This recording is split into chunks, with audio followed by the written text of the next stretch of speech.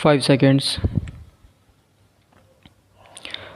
Sir, I rise to support the bill as it has emerged from the Joint Committee, but while doing so, I wish to make some observations generally and also in respect of certain clauses.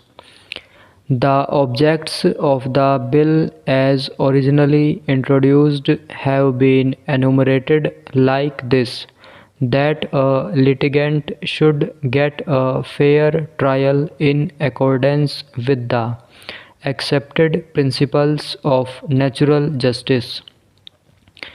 Every effort should be made to expedite the disposal of civil suits and proceedings so that justice may not be delayed. The procedure should not be complicated and should, to the utmost extent possible, ensure fair deal to the poorer sections of the community who do not have the means to engage a pleader to defend their cases. I wonder whether any of these three objectives will be achieved by this bill. Let us not flatter ourselves that this amending bill, as it has emerged from the Joint Committee, will be able to achieve any of these objects. The Code of Civil Procedure is a complicated thing. It was framed in 1908. We have streamlined it here and there. We have removed some hardship here and there and codified some of the legal decisions, and we have removed certain conflicts in decisions. But that does not mean that the litigant is able to get speedy justice or justice at less expense. Let us be clear about it. I do not blame anybody, but by the civil procedure as it stands, none of these objects can be achieved. I am glad that some of the provisions which have been introduced are really good.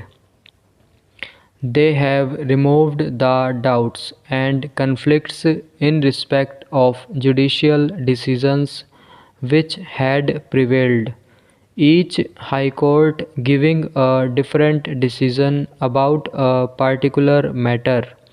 That has now been set at rest.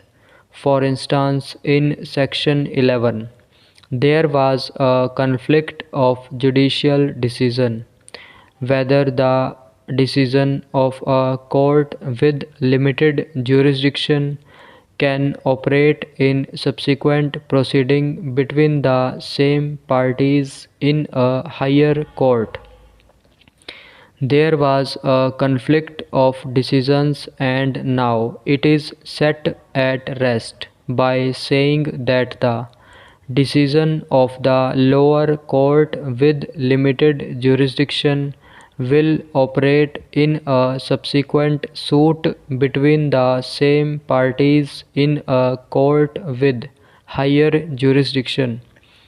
Secondly, it is also made clear that principle applies to execution proceedings also. I would like to say that it is good improvement.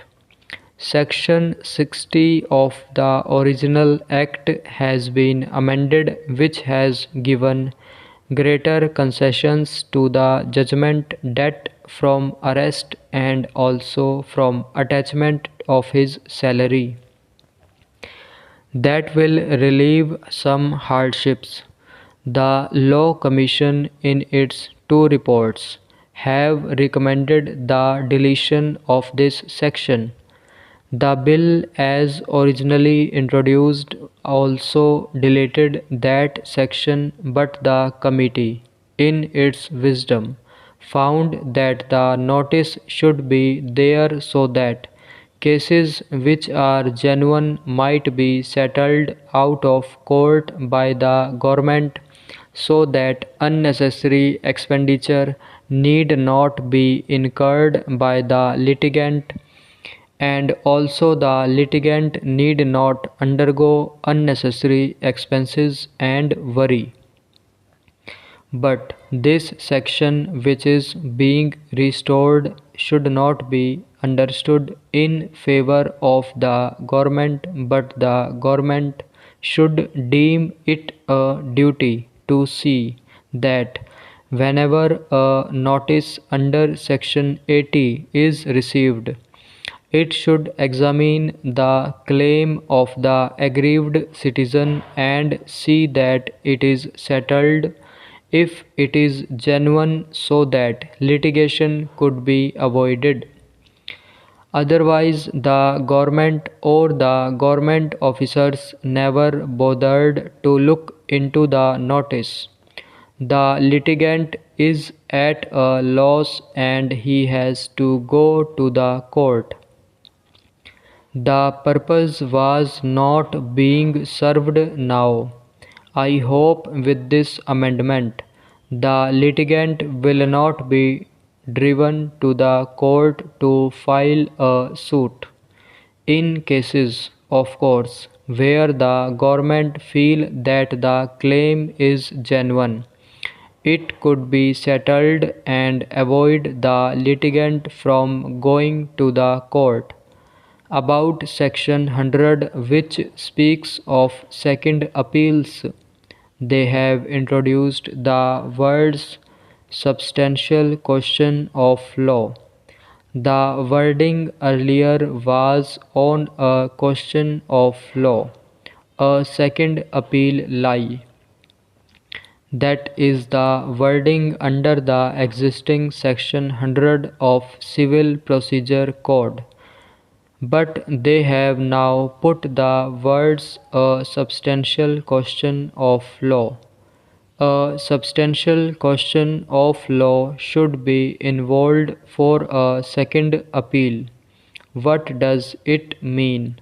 Suppose the decision of a suit depends on a question of limitation where the plaintiff files a suit and the defendant contests the suit as barred by time. Is it a substantial question of law, or is it only a technical question of law? If the latter is upheld, the appeal fails. Therefore, I cannot understand why on a substantial question of law have been introduced in Section 100. I think really it is taken out of the Constitution where it is said substantial question of law involving the interpretation of the Constitution. I believe that any question of law which has the effect of deciding the result of the case should be considered as a substantial question of law. Stop.